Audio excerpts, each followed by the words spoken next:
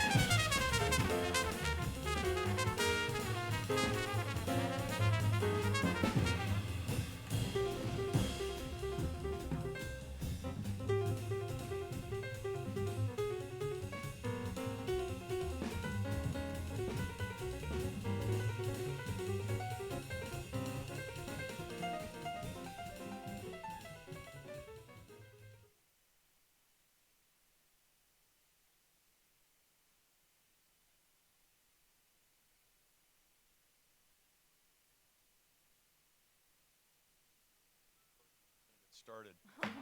I'm going to call the open session back to order again for the fourth regular business meeting of the Pasadena Area Community College District. We're going to start off with the Pledge of Allegiance, and we have a celebrity in the room today, and we're going to ask that celebrity to lead us in the pledge. Somebody is the Grand Marshal of the Latin Heritage Parade. So, Dr. Olivo, could you please lead us in the pledge today? Yes. There you go. Yay. Ready? Begin.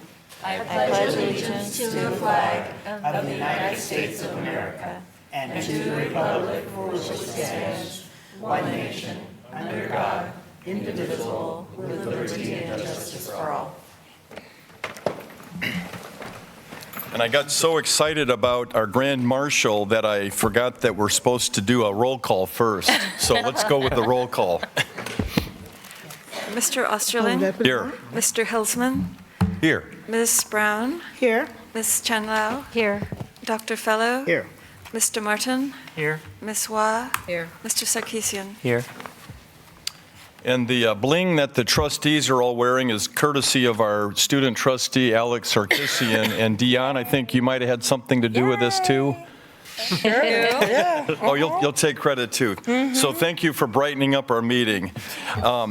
All right, here we go. mine is The next thing we're going to do is agenda item C3, approval reordering of agenda items. Dr. Androgianis. Yes, I'd like to request that we move the, looking for it now, in section I, information items, PCC Se Puede, State of Latinx Education at our college, if we could please move that to just after introductions and recognitions. Okay, what's the pleasure of the board? Do I hear a motion? Move approval. Second? Second. All in favor?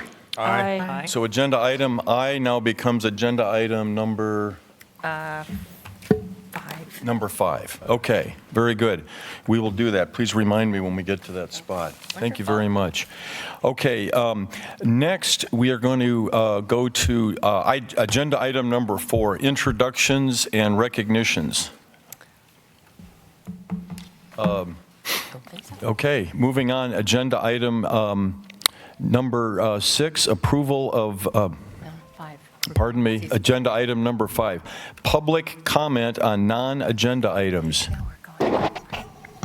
PCC Se Puede. Se Puede. Oh, we're going there right now. Okay.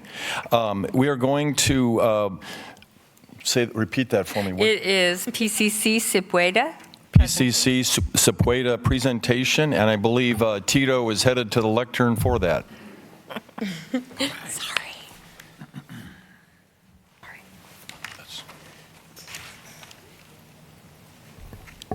Yes, we will shortly. There's something else. Let's see. Faculty. One classified.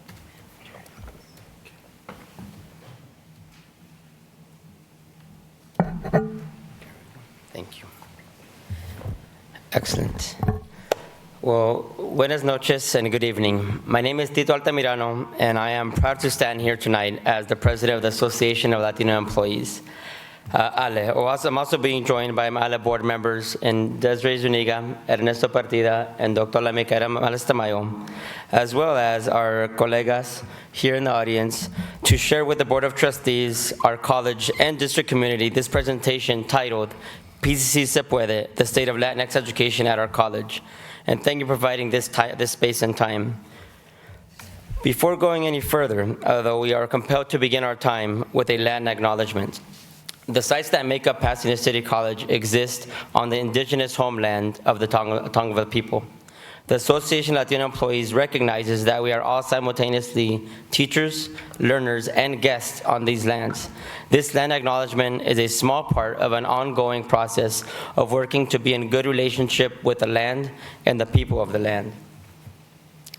At the September board meeting, the PCC Board of Trustees adopted resolution number 622 in support of National Hispanic Heritage Month.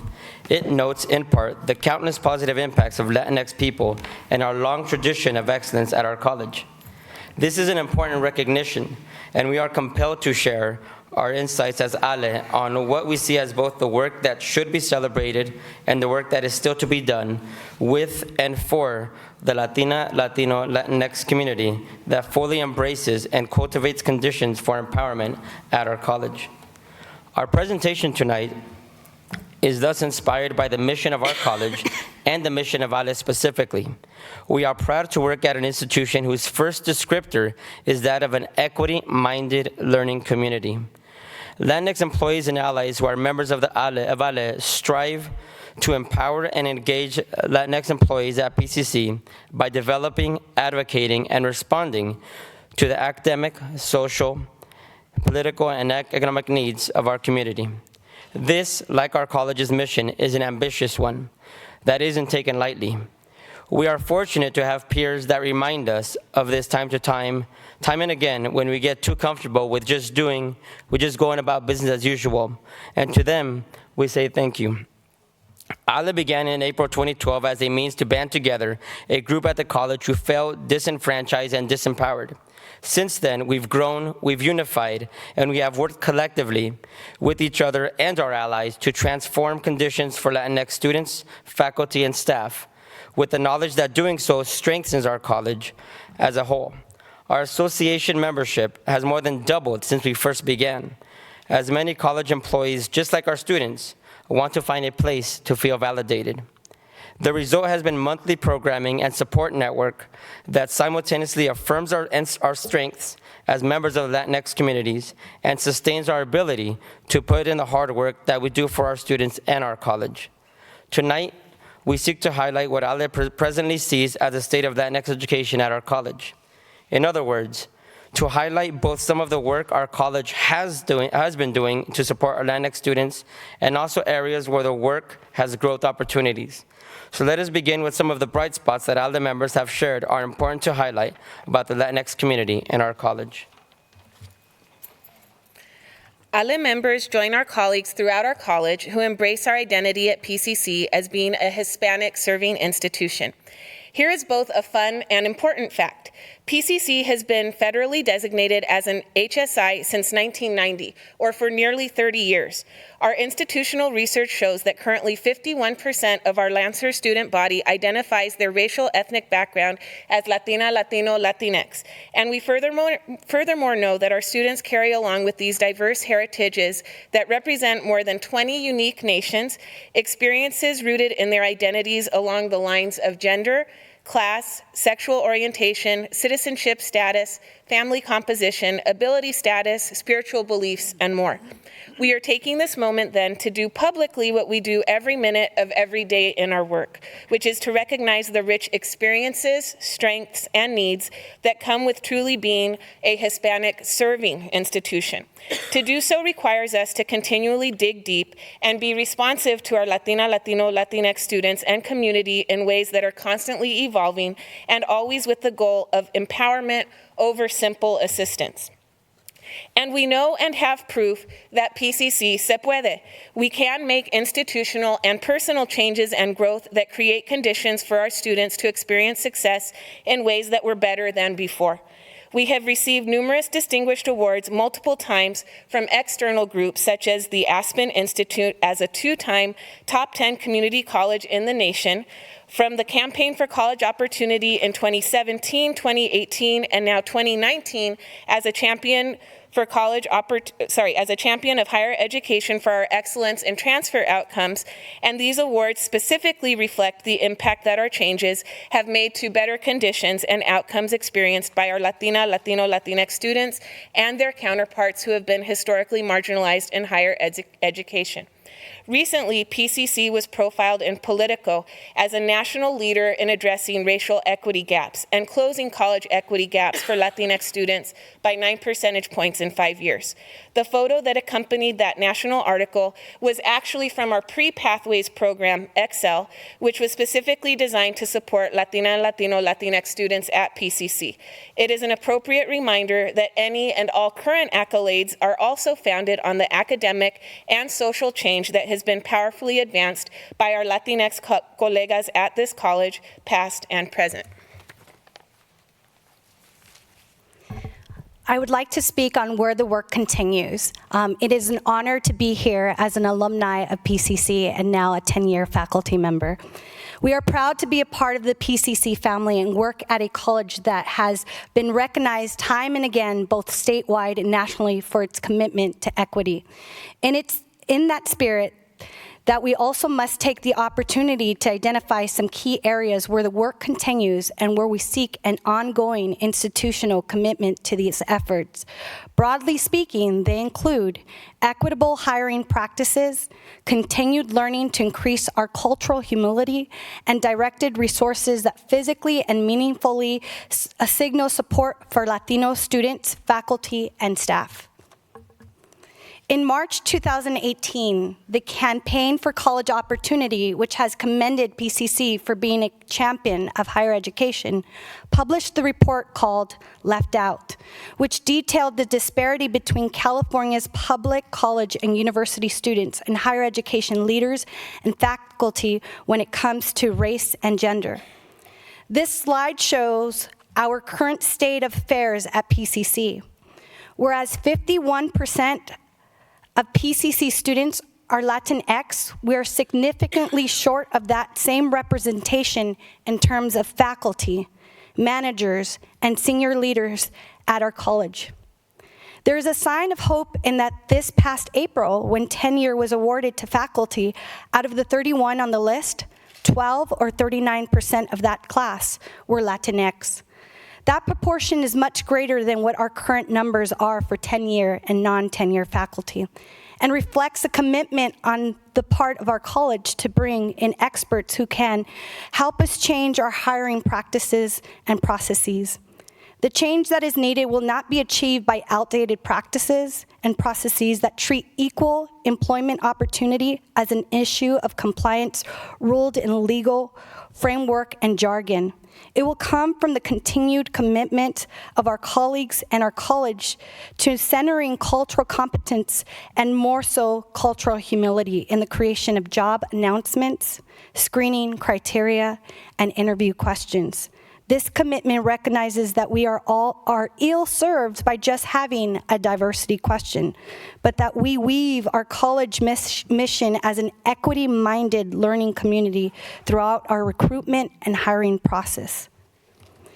To provide just a little bit more context on why this matters, here's a helpful infographic from the Campaign for College Opportunity. It shows visually the need for more Latinos, Latinx representation in the faculty ranks, although the same need exists for staff and administrators. The research also tells us that students make meaningful connection with mentors with whom they can identify on some level, and that while it is not the only determining factor, a shared racial ethnic background can inspire a greater sense of trust and confidence that a student's own experience might be better understood and not a subject to question. Scholars and practitioners alike have also substantively documented that when you are the only Latinx person in a division, program, or office, it results in significant extra labor related to campus and community engagement, and the overall work of voicing the strengths and needs of Latinos, Latinx people in non-deficient ways. ALE deeply appreciates and relies on the allyship of our colleagues to support racial equity.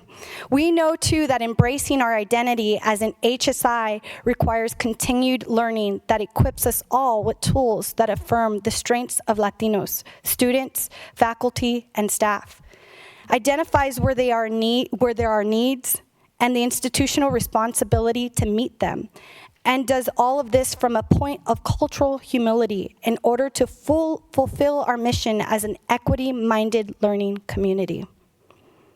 At the 33rd Annual Hispanic Association for College and University Conference, best practices for professional learning at HSIs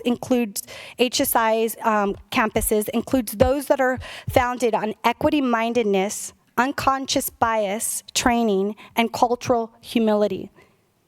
Main ideas that can support and be supported by continual learning include EEO training, as well as ongoing inquiry and learning to what it truly means to be Hispanic serving, not just Hispanic enrolling institution.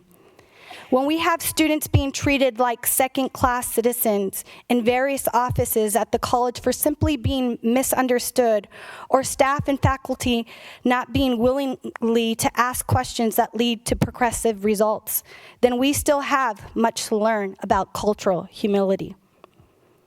When hourly staff are having their last name made fun of simply because another employee can't pronounce it properly, then we still have much to learn about cultural humility. The adoption of an Associate of Arts for the transfer in social justice studies shows that PCC is making a step to ensure that our students examine gender, race, class, ethnicity, and nationality as they intersect with social justice issues of racism, sexism, homophobia, classism, and other oppressive structures. We look forward to learning more about how our Chicano X study program is developed as a key piece to this pursuit. Along with equitable hiring practices and continued learning, our college continues to work on directed resources that physically and meaningfully signal support for Latina, Latino, Latinx students, faculty, and staff. These range from those related to facilities to directing district resources in ways that institutionalize support and create more balance than what is currently done overwhelmingly through categorical and grant funds. Nobody can deny that PCC is one of the most looked at community colleges in all of California, both for our outcomes and for our beautiful campus. Yet, if we are honest with ourselves, there are few and sometimes no outward signals, either on our website or our physical sites, that we are a majority student of color campus, and specifically in HSI. Transforming facilities, both in terms of their names and their aesthetics, is an area where the work continues. We can and should name a building after an accomplished Latina, Latino alumni, and there are many to choose from. There are so many empty spaces at the college that can be leveraged to empower our students on their daily walks to and from class. If you have not visited the beautiful mural between the second and third floor of the southwest stairwell of the C building, or the co-created mural in the Mesa Center, please see them in person for a better sense of the inspiration that can come from honoring histories and experiences through art. There are posters now in the Science Village that are following in the footsteps of this tradition. Imagine a college where at all of our sites, we had more permanent signals that told our students and our diverse community, this is your college. Beyond the physical changes, there is still work to be done when it comes to the holistic well-being of our Latina, Latino, Latinx community at PCC. There are incredibly talented adjunct faculty and hourly staff whom we welcome into ALE with open arms, but still feel disconnected from resources or opportunities for growth at our college. They, along with our Latina, Latino, Latinx faculty and staff, are furthermore continuously responding to students and fellow staff members with crisis intervention. And they experience time and again a scramble to identify the appropriate quality and quantity of resources that meet our college mission of customized support. What if we viewed the abundance of resources and opportunity that we have in our district and committed ourselves to planning an institutional transformation that identified hard monies for the sustainable support so that Latina, Latino, Latinx students, faculty, and staff don't just survive, but also thrive at PCC?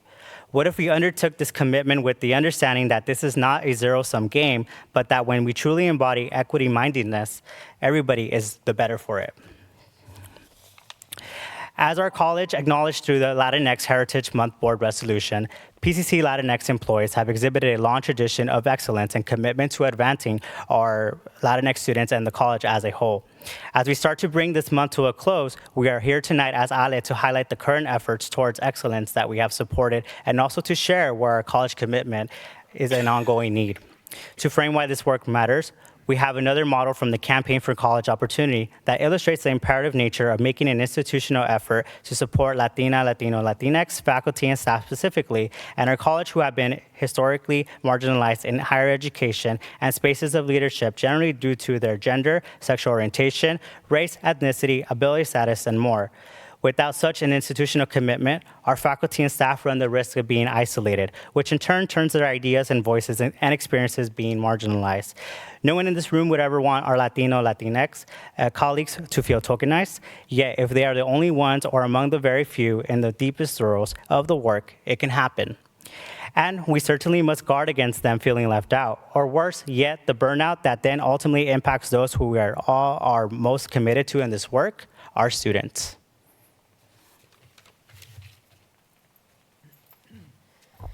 So it is possible that some of you may be asking yourselves, why share all this information at the end of Latinx Heritage Month?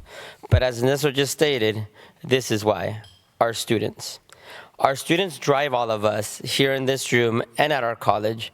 Our students motivate the members of ALE to continue to advocate on their behalf and to commit to bringing more role models and mentors to our college so that our students are not just seeing the same great people doing the same great things over and over again. Our students inspire us to collaborate with community partners through the President's Latino Advisory Committee, the Adelante Youth Alliance, and the offices of Senator Anthony Portantino and Assemblymember Chris Holden, so that the opportunities and support for them extend even beyond the various sites that make up our college. Our students are the reason we have secured Title V and Title III grants so successfully in the past, and will be at the very center of our newest Title V grant, Abriendo Caminos, which represents a renewed opportunity to design what Latino, Latinx strengths and experiences in mind.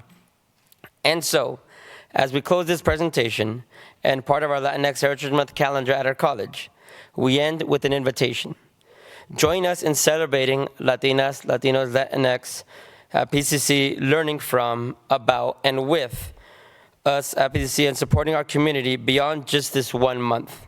We invite all of you who are listening, all of you, to affirm Latinas, Latinos, Latinxes at PCC and to learn from, about, and with us throughout the year, and to join us in embracing the work ahead. Thank you. Thank you.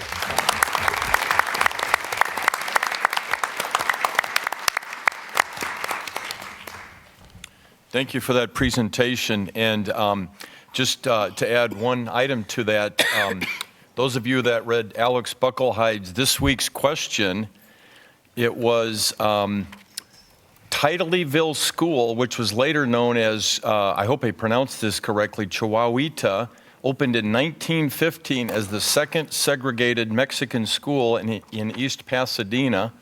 What familiar property now sits on the location of this Latinx landmark? Foothill. And the answer is PCC. That's right. So we've actually come full circle from being a school for, a segregated school for Mexicans to PCC Community College, and where we are now a Hispanic majority here. So I thought I'd add that little item of history to your presentation. Thank you very much. And we are now going to move on to agenda item.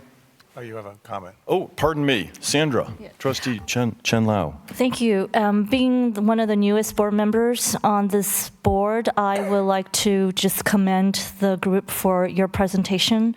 Certainly, I think we're always grateful for being reminded of why we're here and the type of students that we are serving.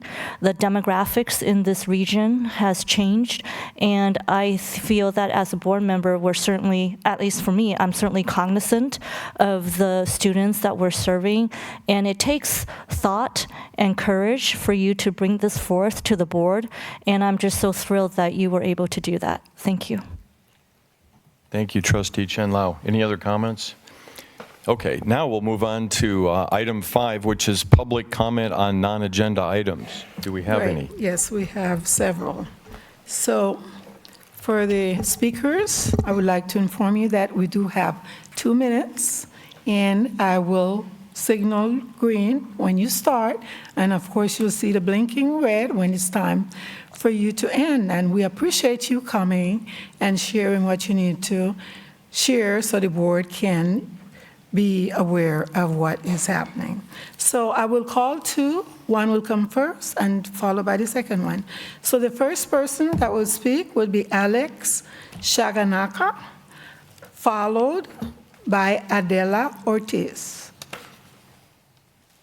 question. Can I have a question first? I was informed that I have 3 minutes, so I prepared 3 minutes. So it's actually 2 minutes? Yes. It's 3 minutes. Is it 3? I believe you have 3 minutes. three The minutes. Oh, timer's set for excuse 3 me. minutes, so you're. Okay, yeah. 3 minutes, let's go. You'll be in good shape. You ready? Green light, you ready? Yes. Okay, go. Is it 2 or 3? Good morning, everyone. My limited English skills cannot express my unlimited feeling that how excited I am to be here again. I remember that the last time when I was here is about 2 months ago. I have to carry 42 quarters in my pocket just to get here because I have to take 3 different buses to get here and 3 different buses to go home. That will take 42 quarters total and $10.50. That the last time I was speaking right here, that was the most expensive 3 minutes I have ever had in my life. So today, because of you, sorry, it's me in my backpack, but I have my U-Pass with me today, so I do not have to struggle with the same issues anymore. I cannot express how easier my life is at this moment. Right now, I do not have to carry the quarters in my pocket. I feel super easy, super light. I can even jump right now without carrying the quarters. I do have a small comment regarding the PCC U-Pass program. For the last semester, PCC was using 2 different methods selling the U-Pass. So for the fall, PCC was selling the U-Pass for fall semester and the winter semester, combined the 2 semesters together for $125. And PCC was selling the U-Pass for spring semester for $95 only. So the summer semester was completely ignored. And I feel my super tiny uneducated input will be, I wish that if it's possible, it will be a great idea for PCC to use the same method to sell the U-Pass. That if it's possible, PCC could sell the U-Pass for spring semester and the summer semester for $125, just like PCC did last year for the fall semester and the winter semester. That way, $250 for the whole year for PCC, for students to have access for the public transportation without having to carry all those quarters. You are not only helping students to go to school, you are also more importantly, you are also helping the environment. We are trying our effort to slowing down the global warming. At the end, I would like to say thank you so much, Operator Nielsen. Thank you so much for your courtesy. Thank you so much for your courtesy ride. It only takes 1 button for you to open the door, but it means so much more to me. I will never forget that night. Thank you. Thank you very much.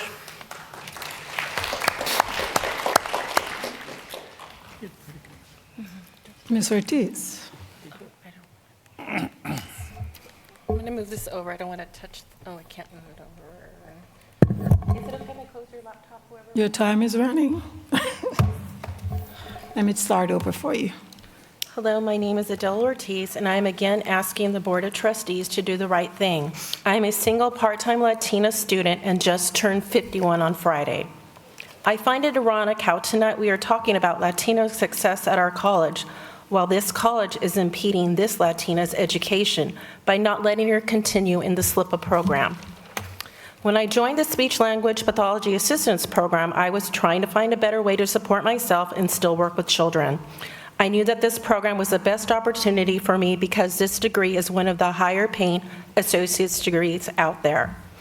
As I said before, I am single, 51, and don't have the time, energy, or money to get a bachelor's degree. When PCC abruptly changed the SLIPA program without proper notice to students or grandfathering current students in, I couldn't believe it. There was no transition program put in place for students like me. They just kicked me out of the program. At the time, I was a 3.5 GPA student and had just received my first ever Cal Grant C, which was contingent on me being in the program. Now PCC is requiring me to fill out an application and go into a lottery with many students. The college will not tell me how many students there are. The lottery is held once a year, and there are only 28 places in that program. PCC is also saying that you have to take a class, SLPA 18, as a prerequisite to get into the lottery. I would like to remind you that in the school catalog for 2018-2019, it states on page 315 that it is not necessary to wait until enrollment in SLPA 18 to begin the program. When you begin a program, you're in the program. I already had taken required courses for the program, which are also listed on page 315. When I enrolled, the class SLPA 18 was never a prerequisite to the program, nor was filling out an application or being put in a lottery that is held only once a year. I have been dealing with this since March, and it has been very stressful to me. I feel that PCC has let me down by not honoring their word. I'm disappointed that PCC has had their lawyer send me an email full of inaccuracies while I don't have legal representation. The reason I'm the only student speaking out about this matter is because the other students are afraid of the program coordinator and her influence. Besides being the coordinator or department head, she is basically the only instructor in the program and is responsible for letters of recommendations and for job placements for students. Again, I'm asking you to do the right and ethical thing, even though it might be hard on this college. But shouldn't your loyalty be to your students, not to administrators who have made bad decisions? Please let me continue to be in the program. Please do the right thing. Thank you.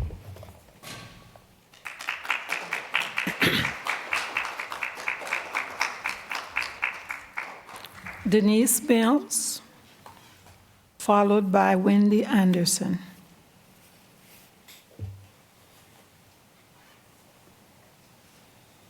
Are you ready? Yes, thank you. Go. Hi, I'm actually here supporting Adela Ortiz. She asked me to come and speak on her behalf. I think this is the 5th board meeting that she's actually come and spoke to, and I wasn't actually sure why it required that many times to come and speak, but she seems to still not have a resolution to the problem, so I'm here speaking for her. I just wanted to say that I've known her for about 7 years, and she's incredibly hardworking and incredibly passionate, and it's unfortunate she's reached this point in her academic and professional career that she feels that she's being held back because of certain procedures and changes in the program. And I just think that it's important that somehow she feels more heard than just standing in front of you guys, because she's still leaving every day, every time, and coming back a month later. So obviously there's something that's not happening right because she's still here. So regardless of what her complaints are, I just encourage somebody on this board to reach out and try and figure out what the problem is, because obviously it's not getting resolved. So and just to show the rest of the group here that coming here isn't completely pointless and not just a ceremonial attempt to make sure that everybody feels like they have a voice. So thank you for the time. Thank you.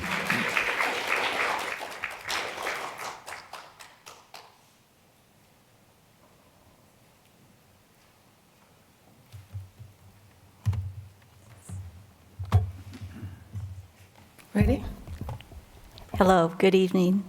My name's Wendy Anderson, and I'm here with heavy heart, to inform you of the passing of Esther Nishio, who is a Pasadena resident, PCC alumni, and one of my personal heroes. I thank Jim Osterling for encouraging us to come and share Esther's unique and historical story with Pasadena City College.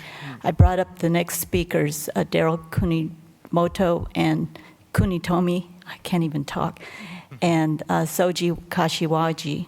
And I'd also like to introduce Esther's son, John Nishio, and his wife, Susan. And John and I are both PCC alumni. Good evening, trustees. Good evening, ladies and gentlemen. Let's go back to the intersection of the war and race and history, PCC, and a frail woman. Esther Kazue Nishio was born in Venice, California. Her father owned several concessions, game booths, and rides on the Venice amusement pier. She was a very cute girl, and so was often asked to pose for local sculptors, photographers, and painters. She grew up helping her parents in their businesses and was a talented artist and writer. She wanted a career as a journalist. She attended schools in Venice until World War II began. The forced evacuation of all Japanese and Japanese Americans at the start of the war derailed her plans and the goal of a college degree. She was sent to the Santa Anita Internment Center and later to Amachi, Colorado. And there she wrote a weekly column and drew a cartoon series for the camp newspaper. Esther was famous in the Japanese American community and even ended up in the U.S. history books because of what she did during the war. She was the first Japanese American to return to the West Coast in 1944 from the concentration camps to attend school on the West Coast. She was the government's test case. She volunteered for the dangerous test because she wanted to earn her degree and prove that Japanese Americans in the camps were loyal Americans, even if it cost her her life. Hugh Anderson, her sponsor, arranged for her to attend Pasadena College, which later became Pasadena City College. The plan was for Esther to take a train secretly to Pasadena and then quietly attend classes without the public knowing she was there. Unfortunately, the school paper ran a story on her and all hell broke loose, with local and national papers further exposing her. Soon, she was besieged in public by angry crowds, got death threats, was spat upon, and had things thrown at her. But the students and the faculty of Pasadena College were good to her. Another second-generation girl, a Nisei girl, followed Esther to the West Coast a week later, but the angry crowds at the train station caused her to return to camp, and Esther was left alone. She was staying with a Quaker family in Eagle Rock, the Andersons, and Hugh had to send his own family to safety with relatives as crowds drove around the house, night and day, jeering at them. The Army even escorted her to school and at home with arms. Fortunately, her story was printed in the Stars and Stripes, the Army newspaper, and several U.S. servicemen came to her defense, saying they were fighting for her rights just as much as for all other Americans because Esther was an American citizen. One sailor even hitchhiked across the country from the East Coast to help protect her. With this support, the protests went away and she was able to attend classes and even visit other concentration camps to try and get more students to attend schools on the West Coast. Esther's father was the one who encouraged her to leave the camp for school and to show that the U.S. and JAs, Japanese Americans, were loyal. As he saw her board the train from Amachi to go to California, he suddenly realized he might have sent his own daughter to her death just to prove they were loyal. The scary headlines that followed gave him sleepless nights for a week. He told me he regretted urging Esther to go alone for the rest of his life and made me swear I would never do that to my own children. Good evening. Esther attended classes at Pasadena College until the end of the war. The government had planned to release the Japanese and Japanese Americans from the concentration camps in late 1946, but because of the success of Esther's test case, they changed the schedule and released the people from the camps 1 year earlier in 1945 at war's end. 110,000 Japanese and Japanese Americans were released a year earlier because of Esther's courage. Sadly, Esther had to leave college when her parents returned to Pasadena, as they had lost everything because of the war. Her father was a very successful businessman before the war, but all his business money and home were stolen while he and the family were in the camps. Esther had to get a job cleaning houses to support the family, and then got married in 1947 and had John. He always felt bad that she missed out on a college degree because he was born. A college degree was her lifelong dream. Esther enrolled at Sawyer School of Business in Pasadena to become an executive secretary for the rest of her career.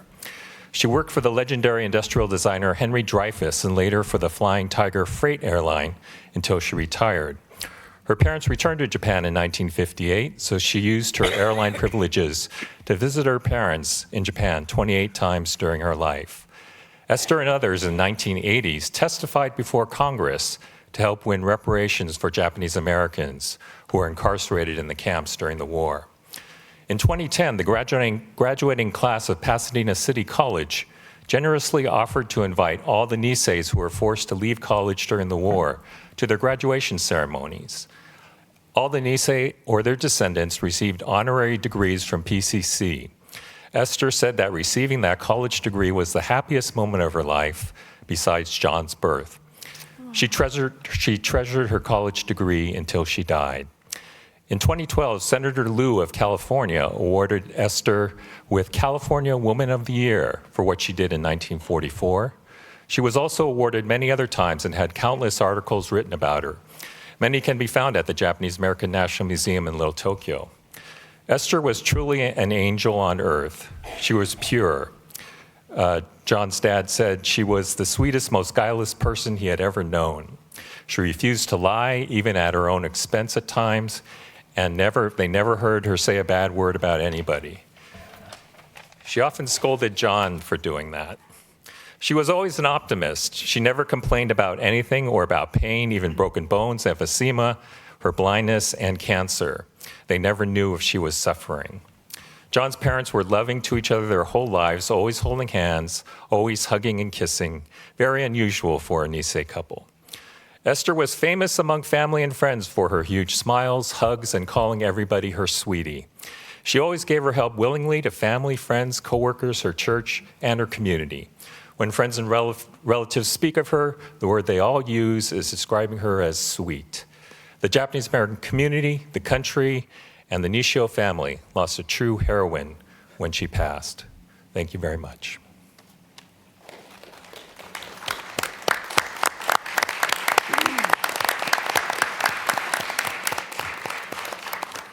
Thank you for sharing that story about a PCC alum, and we will adjourn the meeting tonight in Esther's name. Thank you again for coming.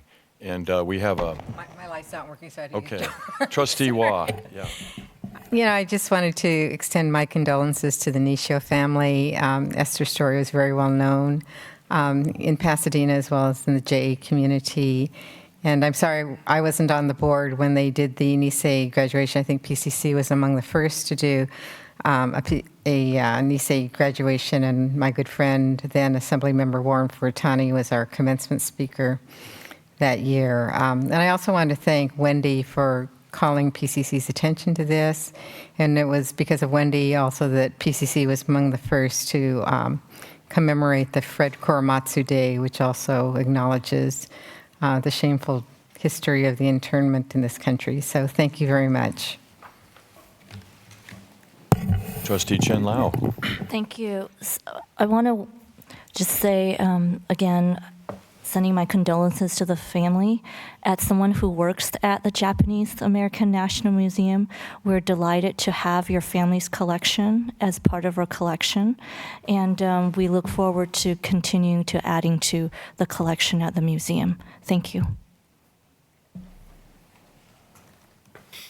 That's all. Trustee Brown, any more public comment? That's all. Okay. Thank you. We are going to move on to agenda item number 6, which is the approval of the minutes from our last regular business meeting, number 3, held on September 11th. Move Do I to hear a approve. motion? Second. Moved and seconded. All in favor? Aye. Trustee vote? Aye. Okay. Motion carries unanimously. We're going to move on to item number 7, and this is board committees reporting out. I believe we have a facilities committee. Do we have any other committees to report? Policy committee. And policy. Let's start with policy. So the policy committee met last week, and we reviewed quite a number of policies and made a few, recommendations. We will be meeting again in a couple of weeks, and we will bring quite a few policies for your review and approval at our November meeting. Thank you. Thank you. And Trustee Martin? The board facility committee met. The one big action we took was to officially name it the board facility committee.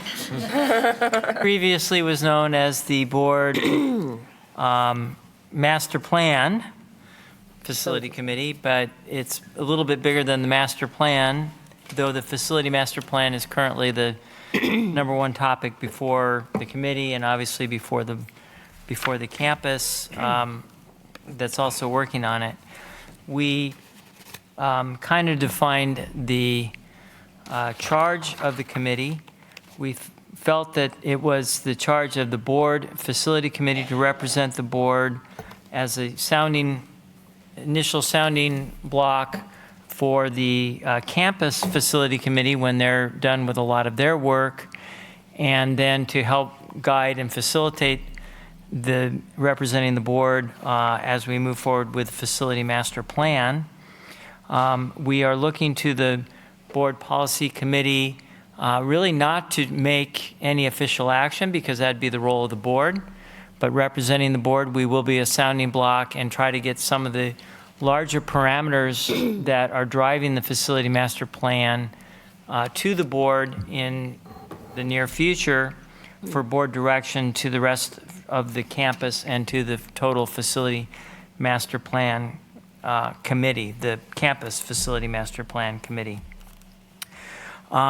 We were informed about the work that's beginning and the aggressive agenda that we have for moving the facility master plan forward.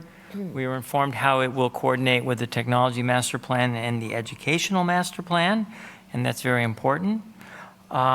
We went over the proposal by the current company that's spearheading the facility master plan and working with the campus community.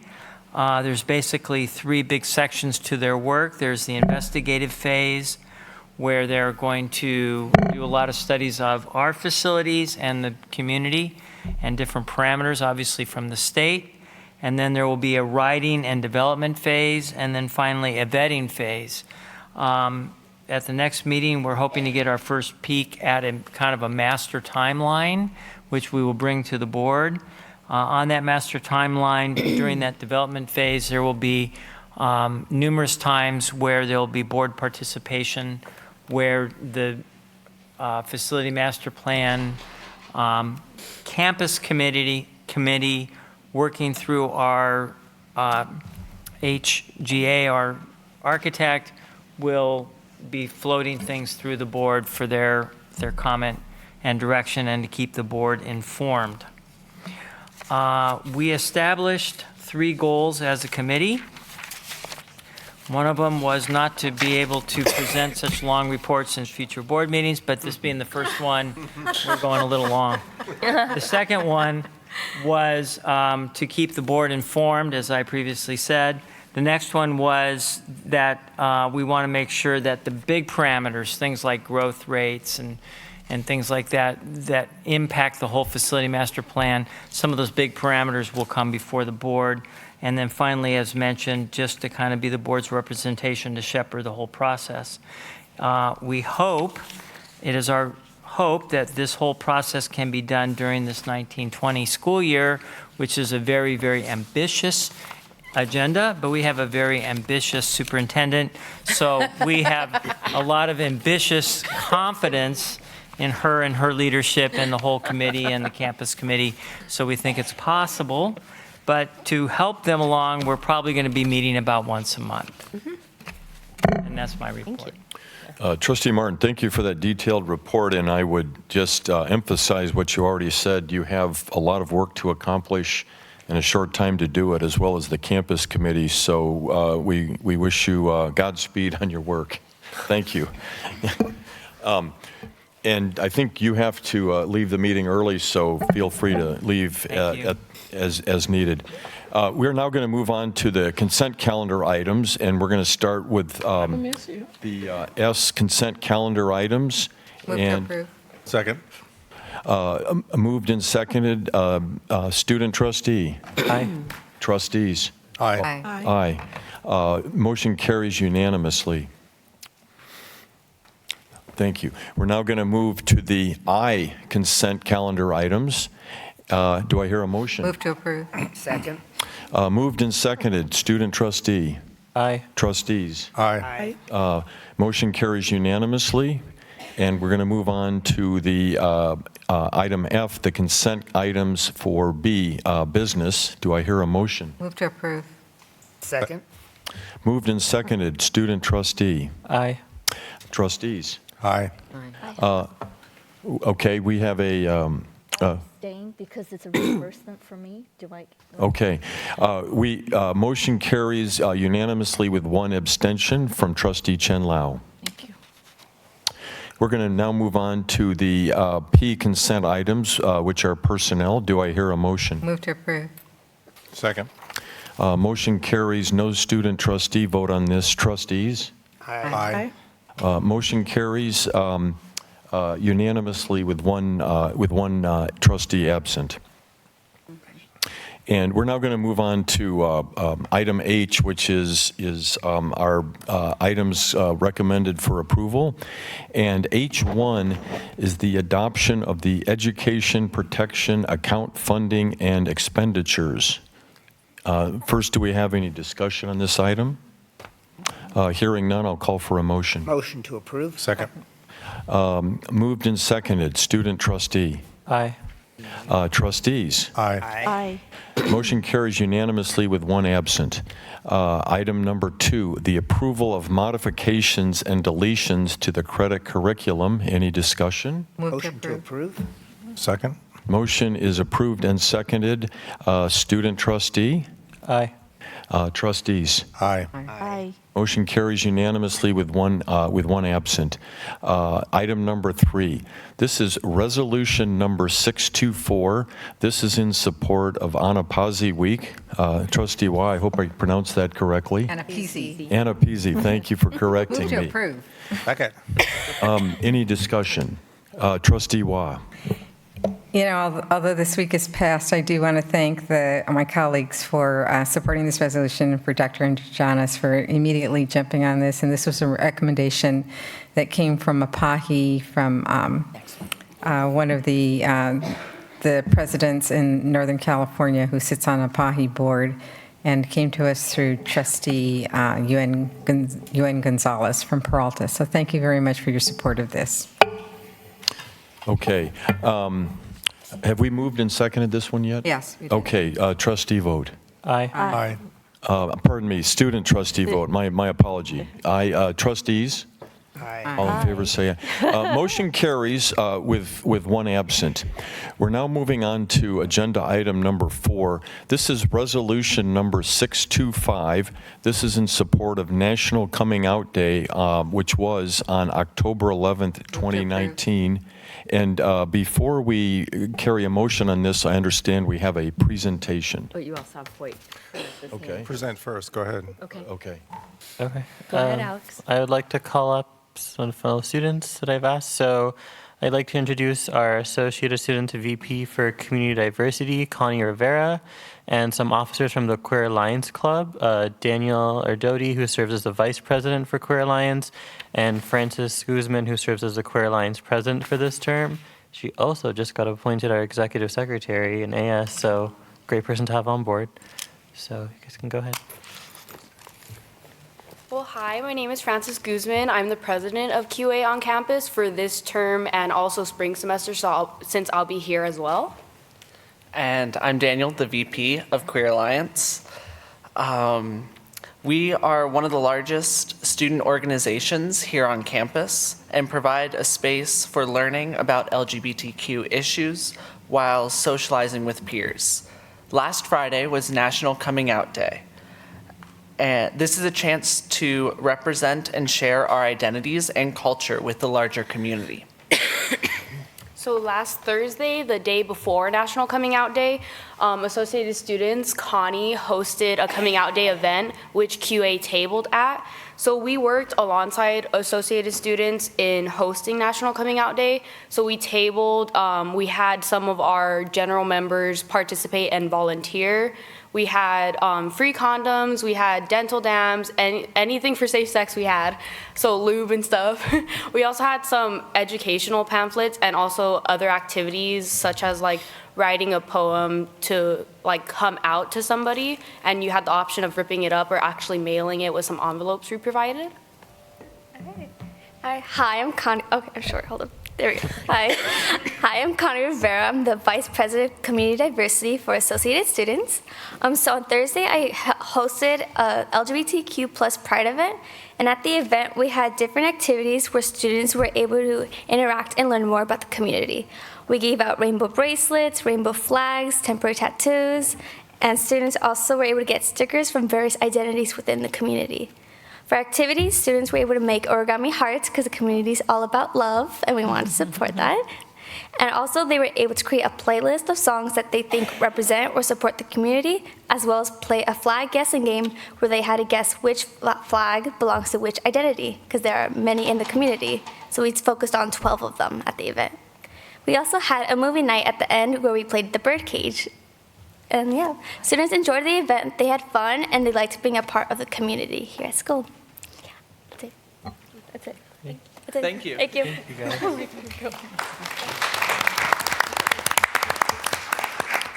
We'll start with our student trustee, Alex. So thank you so much, guys, for coming and speaking. I also just want to take a minute to highlight what is currently happening on the national level in terms of LGBTQ plus protections with the Title VII case right now. So last Tuesday, during the week of National Coming Out Day, the Supreme Court heard cases that asked whether it is legal to fire workers because of their sexual orientation or gender identity. I'm not going to go too into depth about the issue right now, but I just want to raise awareness of how these three cases and the court's ultimate decision will have an enormous impact on the lives of all LGBTQ plus Americans. This year, our AS board decided to include gender pronouns on our name badges, so we have them here, and you might see Dion with hers or any of our board members, and we just did that to start the conversation about gender identity. And we also, just today, edited our webpage to make sure we're including gender-neutral terms.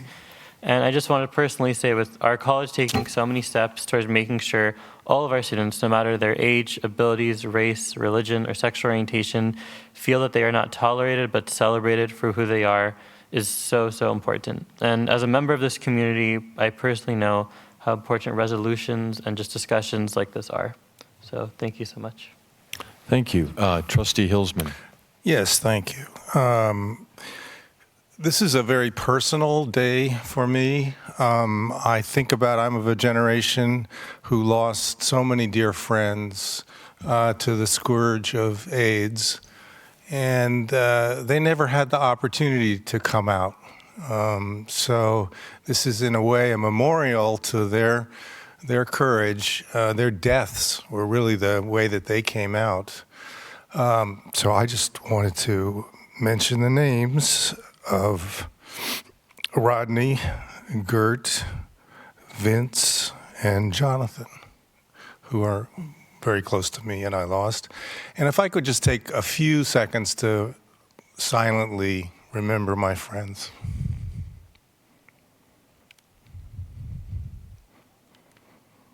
Thank you.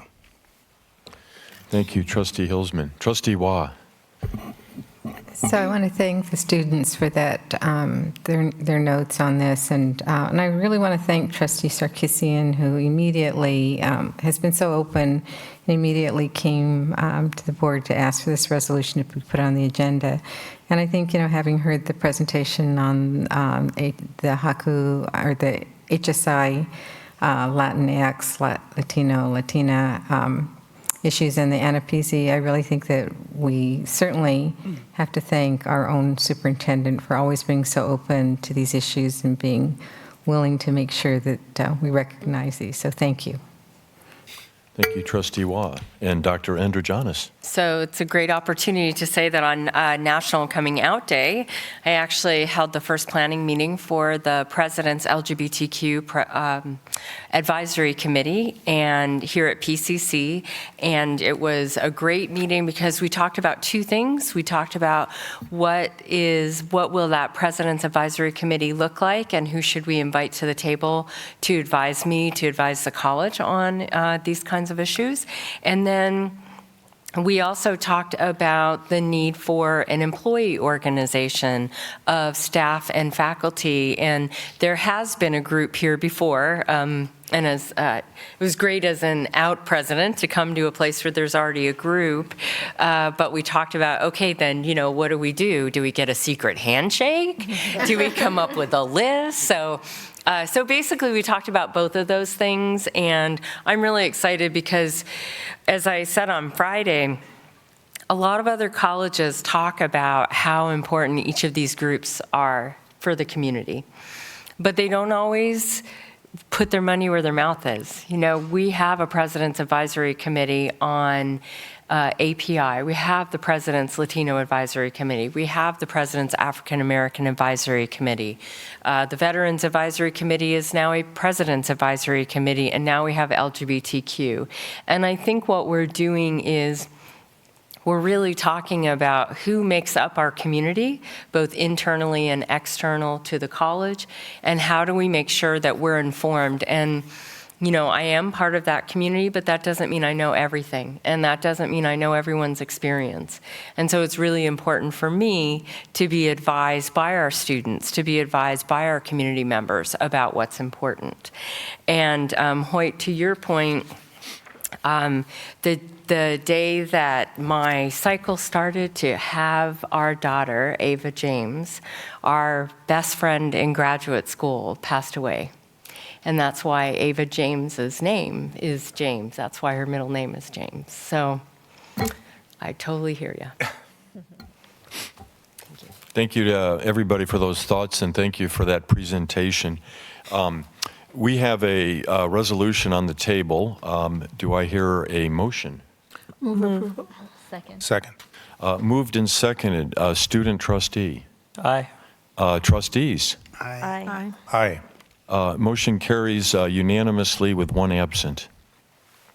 And we are now going to move on to our Superintendent President's Report. So the first thing I want to do is say thank you to the board because today is National Bosses Day. And I have all of you to say thank you to being my really nice bosses. So thank you. I got, it's a special day, so I appreciate that. Thank you. So in addition to just finishing up our Latinx Heritage Month, this week is Undocumented Student Action Week at community colleges around the state. At PCC, we have held information sessions, Know Your Rights, webinars, film screenings, and Friday, a United Without Boundaries student, staff, and faculty mixer will happen. Tonight, the board, and as you were going through all those wonderful consent items, you formally approved PCC receiving a $3 million grant from the Department of Education, an HSI grant. The project is called, and Tito and his folks had mentioned this, Abriendo Caminos, Opening Pathways to Institutionalize Equity, and that is $600,000 a year for the next 5 years. Tonight, the board also formally received a $120,000 grant from Pasadena Media, and what we will be doing is replacing and upgrading the projection system in Sexson Auditorium. It will improve quality on the big screen in Sexson. It will allow for HD instead of standard definition, and it will make new theatrical and artistic productions possible and projections as backdrops. And should we be fortunate enough to renovate that facility, this will be state-of-the-art equipment that will not be impacted by that. So it's great for us to get that piece of it That's awesome.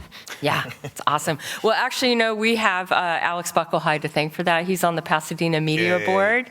And when they said, hey, anybody need things, he was right there saying, I need something, and he got it. So $120,000. Thank you, Alex. Tomorrow night here in the Creveling Lounge will be the next Carnegie Observatory Lecture. It is the second of 3 lectures this fall, bringing an internationally renowned scientific organization to the campus. And the title of the program tomorrow night is A New Tool to Map Galaxies. And it's a speech by Dr.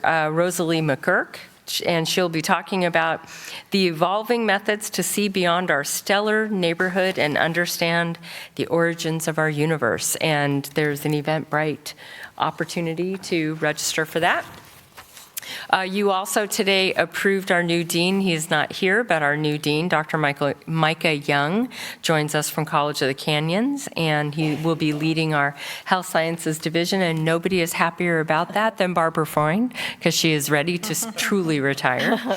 And don't forget this Thursday morning, although several of the folks up here on the dais with me will be in San Francisco, so this will not apply to us, probably. But this coming Thursday morning, 10:17, at 10:17 is the Great Shakeout. That is the Great Shakeout earthquake drill, drop, cover, and hold on. We will be doing a full evacuation of all college facilities, and I think Matt Hennis should get a big award for a faculty member, I think, reached out and said, but what if I'm giving a midterm? It's like, no, you still got to stop. Because, if the earthquake was really happening, I'd like to believe that all the faculty actually would stop their classes and have everybody go outside. It's likely you're going to be in an earthquake up Yes. Well, thank you for that, Trustee. Thank you. Yeah. All right. I hope I'm on the second floor. Okay, that concludes my report. Thank you, Dr. Androgenis. Bless you. We are now going to go to our shared governance representatives, and we will start with Associated Students. Dion Shelton. Hello. So we've been really busy. We're actually getting ready to go to our our annual leadership conference, which is next weekend, Seesaw, where we will be facilitating 3 workshops that deal with leadership development. And then we've been preparing for that because, it takes a while to prepare workshops. We have selected a new vice president of sustainability. His name is Santiago Vargas. He's actually, is he? Oh, he left. Just kidding. He was here though. And we still have 1 vacant position open, which is the vice president of academic affairs. So if you all know any students who would like to get involved, please send them my way. And then over the summer, we conducted the first mission statement of Associated Students to match the college's mission statement. And I'm just going to read it really quick. So it says, we, the Associated Students, commit to a student-led collaboration towards building an equitable community that fosters the empowerment of our students. We move to be a presence that is unifying for our students in an endeavor to be accessible and adaptable to better suit their needs. In order to reestablish the confidence of our students, we strive for transparency and welcome accountability. And this is the first mission statement that the organization has had, and we're really proud of it. So Awesome. That concludes my report. Thank you, Dion. Next, we'll do Classified Senate, Mr. Jonathan Lim. Good evening, Board. We're just working on our general meeting for November, then also trying to work towards the conferences that involve equity for Classified Senate and building upon that. So we're working on that. Thank you very much. Thank you, Jonathan. Management Association, Mr. Tito Altamirano. Yes, sir. Thank you. And we welcome to the Management Association, as Dr. Angelos mentioned, actually 2 new members. One, Micah Young, again, Dean of Health Sciences, and our interim Dean of English, Dr. Tuk Thongtharaj. So again, it's thank you to them for joining our team, but also a big thank you to Barbara Freund, who after 10 years here at PCC can officially retire. But we're also happy to see as the MA that the board approved in today's board packet the dean's contracts, and it's something that I'm sure many of our deans are happy to see. Lastly, I thank you to the ALE Board, Association of Latino Employees, for presenting today on how the college can improve circumstances for our Latinx students, staff, faculty, and administrators here at the college so that they are not continuously left out. Thank you. Thank you, Tito. Academic Senate, Dr. Matt Hennis. Hello. If Tuk Thongtharaj, if her name sounds familiar, it's because she used to be the faculty accreditation coordinator. I reported on that, I think, last month. We have a new one. So I'd like to thank Thea Alvarado, who is actually a tenure track faculty member in the Social Sciences Division, who is going to be leading up that effort on the part of the faculty. And I'm actually connected to one of the earlier presentations. I'm proud to say that one of our executive committee members, Sheila Rose, has put forth a model. She's forming a culturally competent hiring model implementation ad hoc work group. So this will be a group of folks on campus who will be looking at that issue, creating equitable hiring practices and processes. The Academic Senate in one of our September meetings was treated to a fantastic presentation on the part of a group on campus, Brothers Reaching Out for Our Men of Color.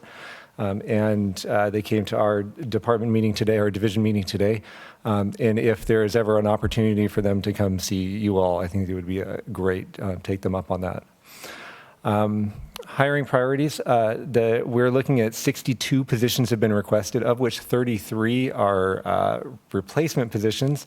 I know the college is not projecting for growth, but I suppose the story there is that our work is going to be cut out for us. I attended an ASCCC, Associated Academic Senate of California Community Colleges area meeting this last weekend, where I learned that Cerritos College will actually be hosting a town hall that will, where Chancellor Oakley will be in attendance. This will be next Wednesday at 5 o'clock. And there is an LGBTQ plus summit at Riverside Community College on November 23rd. No, it's at UC Riverside. UC Riverside. It is at UC Riverside. I will make that correction. Thank you. I just gravitated to Riverside because I went to both of those schools. Well, it's not logical that it's UC Riverside. There's a long kerfuffle over that, and next year the conference will be shifting to a community college. American River College has offered to host it, but UCR kind of jumped ahead of this with some folks in the chancellor's office until some of us pointed out it might be nice to have that conference at a community college since it's for California community colleges, but it is UC Riverside. Definitely sounds like registration is still open. Got it. Okay. Thank you. And I will be attending fall plenary at Academic Senate of California Community Colleges fall plenary next month, and I'm just looking forward to a weekend of learning opportunities.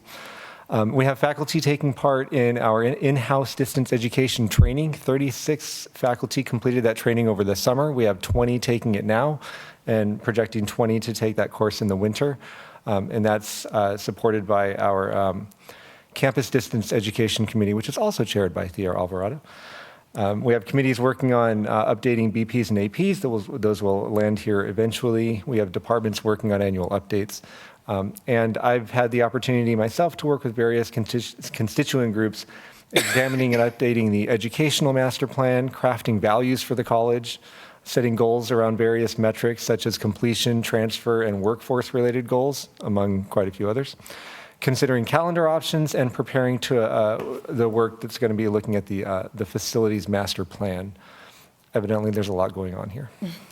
That concludes my report. There is. Thank you, Matt.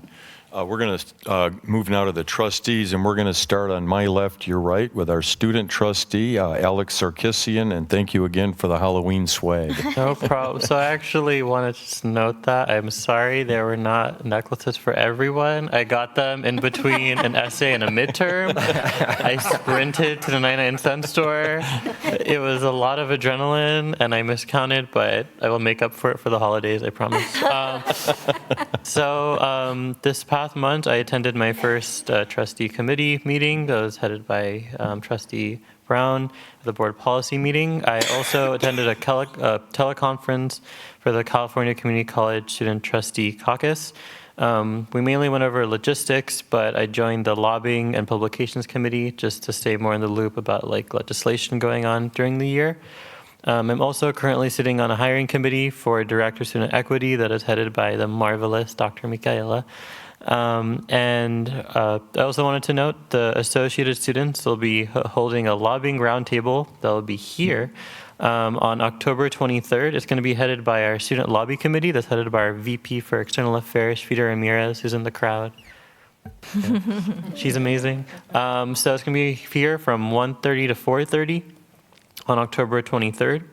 Also, as Dion mentioned, our last board position that is vacant at the moment is VP for Academic Affairs, and I'll be leading that search, so we get someone going very soon.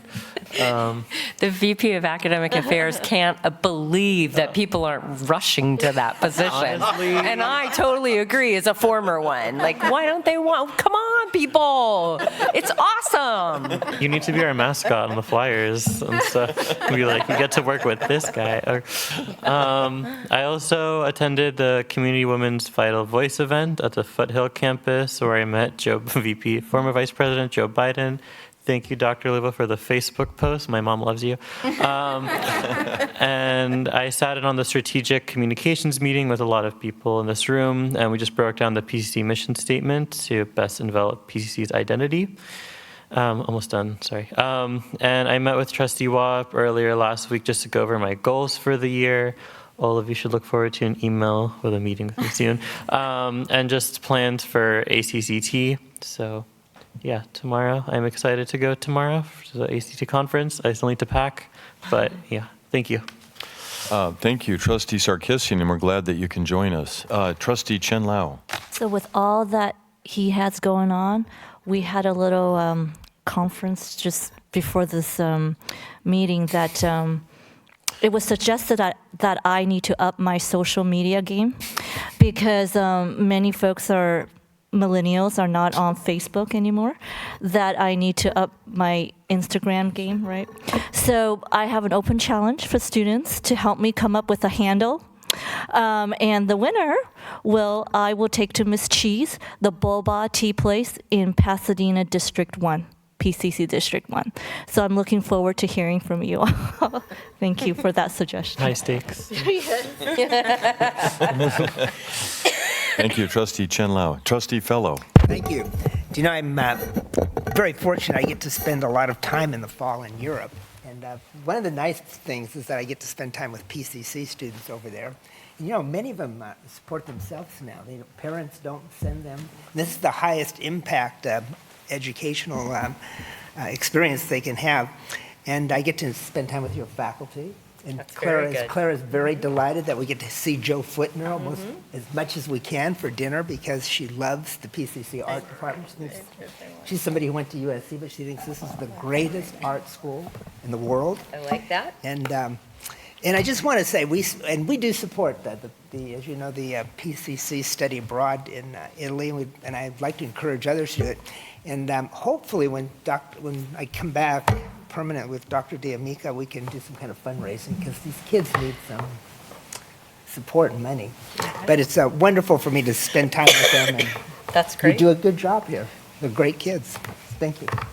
Thank you, Tony. And now we'll move to my far right. Everybody else is left. Trustee Wah. Well, I'm looking forward to the ACCT event, and just wanted to remind our two voting trustees that we have We have our orders, Yeah. Trustee Wah. on time. I'm the teller, so I'm going to be watching for you. We have six Voting. California. That's right. We have Pressure. 6 California Voting. candidates, and one of whom is at this table. He will be running for the nominations committee for Pacific Region. So we'll make sure get your flyers out, put them on the seat. And I have told Trustee Sarkisian that we will all take care of him and make sure he really has a fruitful and good event at San Francisco.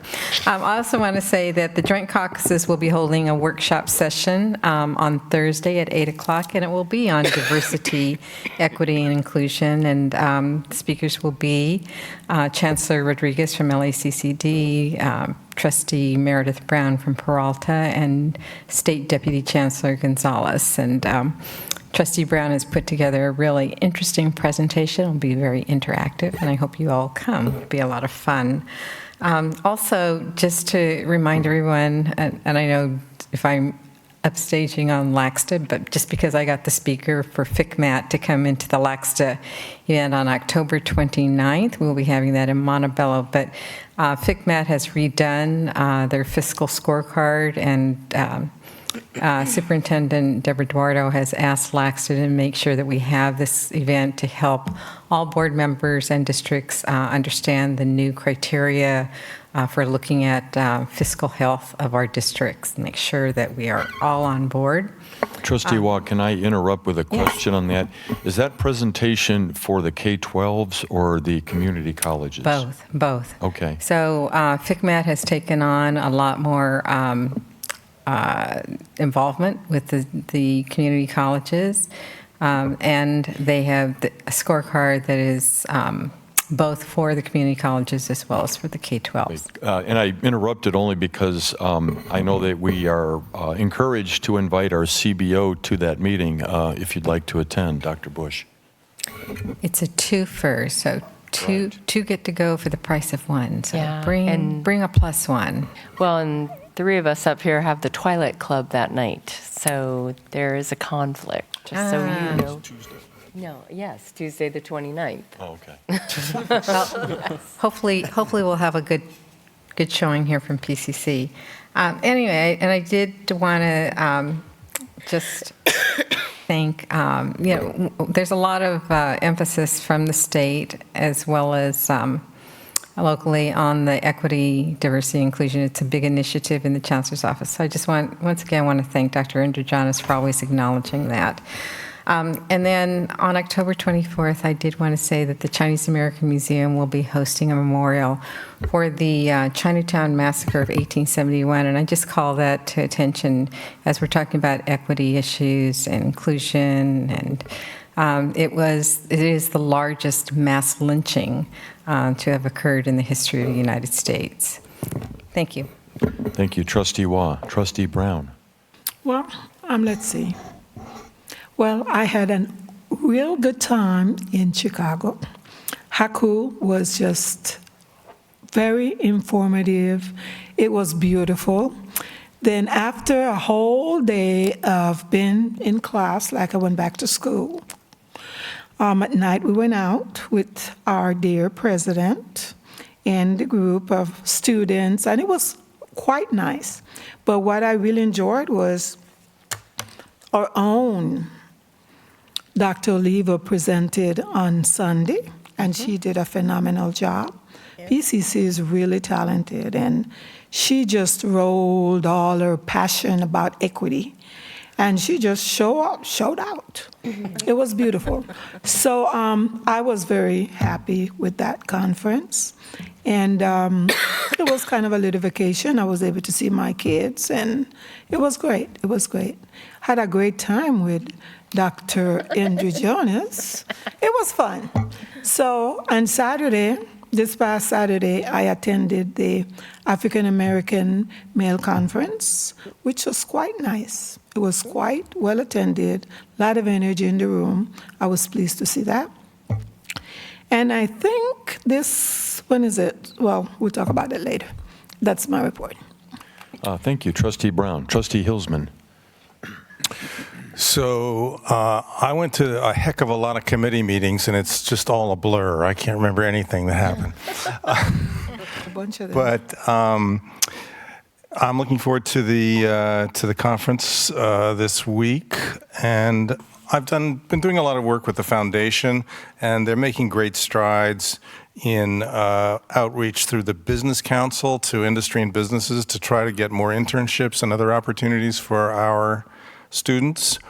And I also had a meeting today with Trustee Fellow's wife in the communications committee of the foundation, and we have some very talented and energetic and excited folks who are going to help with the messaging for the foundation, which is in sync with what the college wants to do in terms of outreach and branding, for the want of a better word. Really getting in touch with our alumni, our community, so that they can be up to speed on everything that's going on at PCC and be part of the greater family. So that's my report. Thank you. Trustee Hilsman, and before I give my report, Dr. Androgenis, you had one more item? Actually, I think Tito neglected to do one introduction, so. Yes, I did, and I apologize for that. No, one of our long tenured electricians, Raudel Perez, is actually now the interim supervisor for facility services, so I just want to also welcome him to the Management Association. So thank you for that. All right. Thank you, Tito. And we'll conclude with my remarks. And this meeting was a reminder to me what a privilege it is to be a trustee at a community college district that is probably, not probably, is the most diverse community college in the United States. And just to recap, we heard public comment from a PCC alum who was a Japanese internment camp survivor and then a PCC alum. Again, we have upcoming the Latinx Heritage Parade, grand marshaled by Dr. Olivo. Okay. Last week we had the NAACP Awards Dinner and the event that Dr. Brown attended. We had the resolution for the APITA. And we also had Where did I get that, Doctor? Oh, I like that, Dr. I just promoted you. Dr. Brand. And we passed resolutions recognizing our APITA and our LGBTQ plus populations on campus here. And I also want to thank all of my fellow trustees for the diversity of thought and background that they bring to every single board meeting. And from that, I think much better decision-making comes out of that.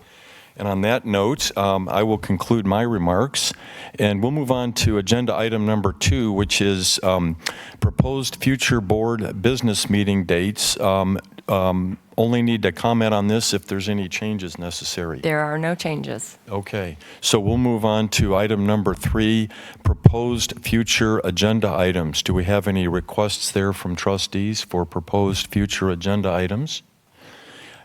Hearing none, we're going to move on to everybody's favorite part of the meeting when we get to adjourn the meeting. And again, we will adjourn this meeting in memory of Esther Nishio, PCC alum. Thank you.